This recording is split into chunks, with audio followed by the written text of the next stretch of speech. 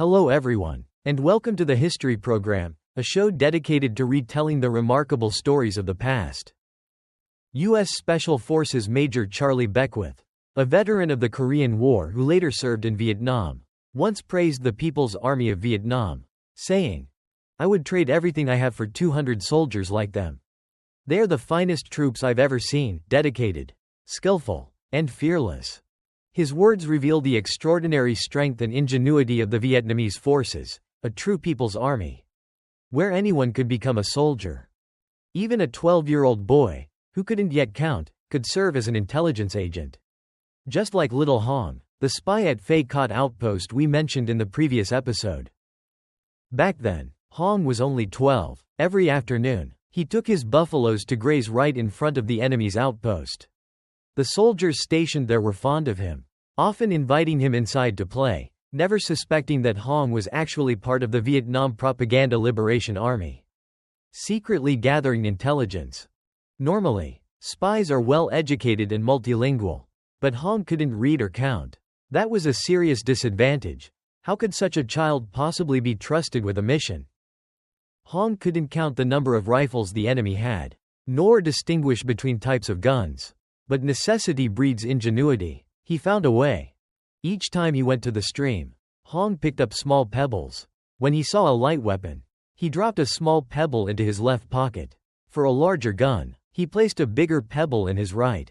When he returned, he could report the enemy's weapons with surprising accuracy, without ever writing a word. The outpost commander, Shimono, was especially fond of Hong. Whenever he had something good to eat, Hong was always the first to receive a share. No one ever suspected that this innocent boy was the one leaking vital information. Thanks to his cleverness and bravery, the Vietnamese troops learned the enemy's routines, their comings and goings, their weak spots, and launched their attacks with pinpoint precision. After capturing Phay Cot, our forces immediately advanced toward Ngan outpost, determined to achieve a double victory. Ngan was tougher. It was a 3-room stilt house surrounded by several defensive fences. But our troops, now armed with weapons seized from Phay Cot, were ready. The commanders decided to attack at 7 a.m., when the enemy had just woken up and was least alert. This time, they used a new trick, disguising themselves as French-controlled native troops escorting captured communists to the outpost. Everything was meticulously prepared, dressed in captured French uniforms. The soldiers looked convincing. According to intelligence, Ngan was defended by 22 native troops and 2 French officers. But luck was on our side. Both French commanders happened to be away that morning, leaving only a caretaker in charge. When the disguised team entered the outpost, they acted naturally, chatting, laughing, pretending to be proud of their prisoners. The guards believed the ruse completely. But then, an unexpected twist. One guard recognized Tu Sun, the soldier playing the captain, as his old schoolmate. Realizing the danger, Tu Sun acted instantly. He shouted, "We are the Revolutionary Army. Surrender your weapons." Within seconds, our forces stormed the outpost. The caretaker tried to resist, but was quickly subdued. The entire post fell in moments. In just 1 week, our troops captured both Phay Cot and Ngan, victories that ignited the revolutionary spirit across the nation. After these triumphs, Vietnam began publishing a secret newspaper called The Sound of Gunfire to spread news of victory. Lacking typewriters and printing presses, everything was written by hand. Those with the best handwriting copied multiple versions for distribution. President Ho Chi Minh emphasized, "Write in large letters so everyone can read.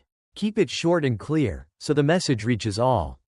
And thanks to that guidance, information spread swiftly, uniting the entire people behind the revolution.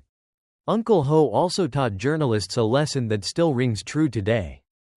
Before you write, ask yourself 3 questions. Who are you writing for? Why are you writing? And how should you write it? That wisdom applies not only to journalism, but to all walks of life. For Ho Chi Minh, a good article must be short, clear, and easy to read. And with just 4 lines of poetry, he could both celebrate, inspire, and command, as in his poem launching the 1968 Tet Offensive. This spring is greater than the springs before. Victories echo throughout our land once more. North and South unite to fight the foe. Forward, victory will surely grow. Those words embody the timeless philosophy of Ho Chi Minh, lessons that remain meaningful even in today's digital era. For him, a person's true worth lies not in what they say, but in what they give. If you have knowledge, share it. If you have clothes, give them. If you have time, spend it helping others. The more you give, the more valuable you become. And with that, today's episode of the History Program comes to an end. Thank you for watching. Don't forget to subscribe, and join us again for more incredible stories from history.